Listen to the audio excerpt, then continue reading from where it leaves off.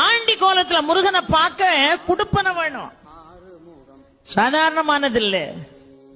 இந்த படி ஏறி போகும்போதே மேல சுவாமி தரிசனம் பார்த்துட்டு கீழே வருவாங்க பாருங்க, அவங்கள பார்த்து எப்படி இருக்காருன்னு கேட்பான் நம்ம ஆளு. மனுஷாள் ஒருத்தரை பார்த்து இன்னொருத்தர் எப்படி இருக்கீங்கன்னு கேட்கறது இயல்பு.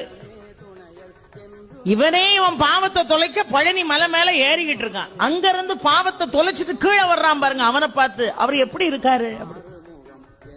இப்ப போக முடியாதுன்னு என்னமா அவர் ஆண்டி கோலத்துல இருக்காராம், உன் கதை அவ்வளவுதான்மா.